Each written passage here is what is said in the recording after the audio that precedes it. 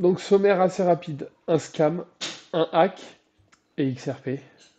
Ça va plaire ou déplaire à Voilà, certains. un café du coin somme toute classique.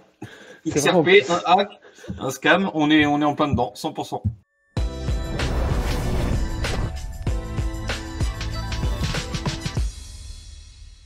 Et pour compléter le classicisme du café du coin, il y a le shitcoin de la semaine. Comme d'habitude, ça apparaît tout de suite. Premier indice, à la fin de la vidéo. On va commencer à parler de ce phénoménal hack qui est en cours. C'est-à-dire qu'en fait, on a eu la news en live et c'est en cours en fait, c'est ça. Donc il y a Atomic Wallet qui est attaqué en ce moment même et qui est en train de perdre plus de 35 millions de dollars pour le moment. Donc c'est le minimum en fait, c'est ça? Ouais, en fait, ça fait 2 jours que ça a été signalé plus ou moins. Il y a un mec qui a regardé on-chain et qui a vu que c'était une escroquerie. Enfin, qu'il se passait quelque chose, quoi, en gros, sur Atomic. Et du coup, il a bien mis que, alors je sais plus, moi j'ai vu, je crois que c'était le 2 vendredi soir ou samedi, qu'il y avait déjà 15 millions qui étaient partis. Et entre samedi, on va dire, et dimanche, tourné à 35 millions déjà, quoi. Je crois même qu'il y a un utilisateur qui a perdu 3 millions de dollars à lui tout seul. Donc Atomic Wallet, les amis, hein, il est créé en 2018. C'est quelque chose d'assez carré quand même, hein, qui listait une tonne Ah de oui, crypto. c'était très connu, beaucoup d'utilisateurs. Bon, jusque-là, ça avait l'air de tenir. J'ai vu sur Twitter que qu'il y en avait certains qui avaient trouvé déjà la faille et qui avaient alerté Atomic en leur disant que ça craignait et qu'il fallait qu'ils fassent quelque chose. Puis silence radio de la part d'Atomic, jusqu'à effectivement le hack majeur qu'on a découvert ces 2 derniers jours, quoi. Et c'est quoi la faille du coup? C'est une mise à jour qui a mal tourné? C'est une mise à jour malicieuse? C'est quoi? On sait que c'est off-chain et on sait que c'est suite à une mise à jour, effectivement. Donc, je pense que ça, on n'a pas trop de détails encore aujourd'hui, hein. 35 millions de dollars sur un hack d'un wallet. Enfin, tu vois, dès que tu es sur wallet, voilà, une fois de plus, on remet au goût du jour l'importance de mettre ça sur, Cold Wallet, c'est ça. voilà, sur Ledger ou autre en soi, mais en tous les cas, de faire quelque chose, les amis, hein, parce que la preuve, là, celui qui avait 3 milliards sur Atomic, là, il a eu un réveil bizarre, hein, aujourd'hui, hein. 3 millions. 3 milliards, j'ai dit 3 milliards de roubles, ça fait peut-être 3 millions. Non, mais 3 millions, 3 milliards, ouais, 3 milliards, il aurait tiré la gueule. Ouais, 3 quoi millions, qu'il. il aurait tiré la gueule quand même. Bien sûr, bien sûr. Il y en a un autre qui tire la gueule, c'est notre collègue de travail, Andrew Wang. Les amis, moi je vais essayer de mâcher mes mots, parce que ce genre d'arnaque, on va parler d'un hack, enfin non, pas d'un hack, d'un scam, d'une arnaque. Je vais Une essayer de arnaque au mâcher mes NFT. mots. Ouais, arnaque au NFT, bon, à la limite, arnaque, bon, c'est toujours un peu relou, mais Arnaque tout là, court, hein, en soi, hein. Ça aurait pu être des voilà, NFT comme ça aurait pu être c'est des ça. gâteaux, c'était la même, hein. Exactement. Là, c'est vraiment une arnaque sur fond Enfin, je trouve ça glauque en fait. Donc, en gros, c'est Andrew Wang, un influenceur crypto qui a pas mal de 200 000 followers, abonnés hein, quand même. 200 000 abonnés exactement, et qui a été contacté par une personne disant qu'elle était atteinte du cancer et qu'elle avait besoin de lui pour financer un peu ses Pour soins, etc. promouvoir, Et ouais. du coup, voilà, pour promouvoir une collection NFT, donc les pingouins NFT. Et donc ça se vendait peut-être 13 dollars jusque-là.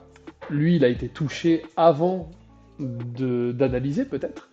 Et du coup, il a promu ce NFT-là. Et donc ça s'est envolé, hein, c'est passé de 13 à 130 dollars. Et en fait, il s'avère que c'était un méga scam. Et aujourd'hui, cette personne-là, je vous montre la photo de la soi-disant Elle s'est personne. arrachée avec Voilà, l'oseille. exactement.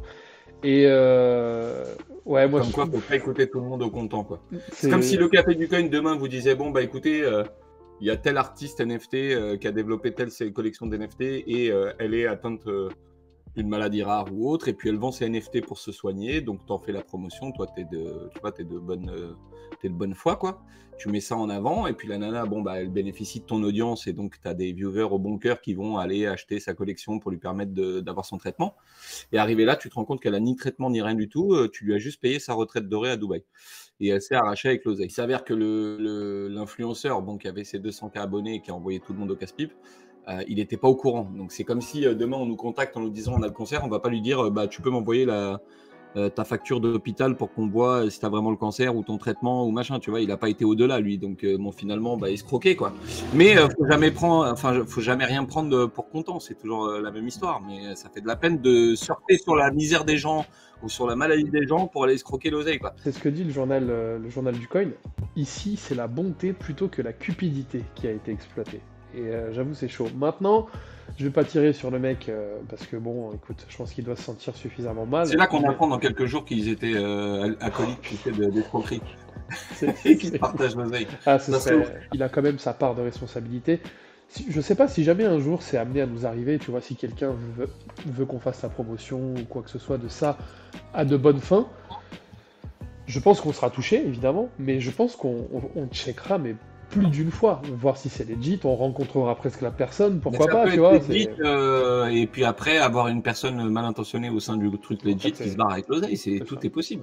Le truc, c'est que voilà, à chaque fois que vous donnez ou que vous rentrez dans quelque chose ou que vous investissez votre argent, n'oubliez pas de faire vos propres recherches. Et le jour où si ça tourne mal, on souhaite à personne, mais si ça venait à tourner mal, et ben moi je voudrais que la seule chose qui est à se dire, c'est de ma faute, tu vois.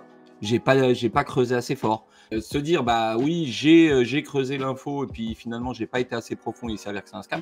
Bon bah voilà, au moins ça te tanne le cuir, on va dire, tu vois. Comme dit Pete, faites vos propres recherches quoi qu'il arrive, et même en faisant ses propres recherches en vrai, tu vois, là t'en as qui arrivent à cloner des sites internet, qui arrivent à faire des trucs ultra carrés, donc en vrai, qu'est-ce que tu veux C'est faire? pour ça qu'on met pas, on met jamais la maison sur un projet ou sur une tentative de quelque chose.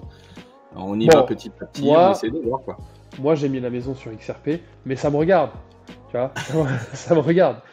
Pourquoi? Parce que XRP, bah ça sent bon, hein, C'est à un moment l'avenir, donné, ça sent c'est bon. l'avenir les gars. Donc ça parle de fin juin, la fin du procès. Fin juin de cette année, hein. Attention, hein. Moi Ah, j'y je sais regarde. pas quoi penser de ça. C'est qui alors? C'est le DG de Ripple qui a dit ça? Ouais, c'est ça. En fait, le truc, c'est que moi, il y a quelque chose qui m'interpelle quand même, c'est que depuis quelques mois, Il était en XRP, confiance. ouais, en fait, XRP se comporte comme si ils avaient une vision ultra long terme, etc. Et que du coup, comme s'ils savaient qu'il n'allait rien leur arriver de mauvais. Bah, Ripple fait des choses, ouais. Et le XRP se porte plutôt bien, là. Alors, est-ce que c'est les annonces que Ripple fait en ce moment? Tu vois, ils ont racheté une boîte, ils se diversifient un petit peu, on sent qu'ils font des choses. Là, tu as le DG qui dit oui, le procès, de toute manière, c'est une histoire de semaines. Donc voilà, c'est pour ça qu'on dit qu'il se pourrait qu'il y ait une fin d'ici juin. Tu as un des créateurs d'Ethereum et de Cardano qui a dit la même chose aussi.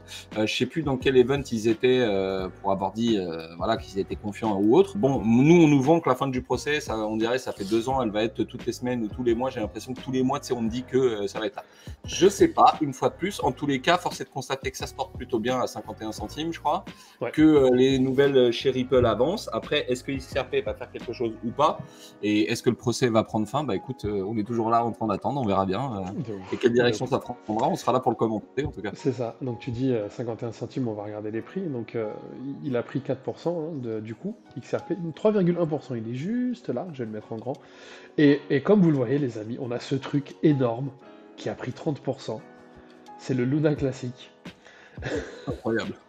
C'est, voilà, je pense qu'à un moment donné, écoute, on va pas trop le regarder, on va surtout regarder donc XRP plus 3%, CRO 3,5%, écoute, pas loin de la TH, hein, un petit x15.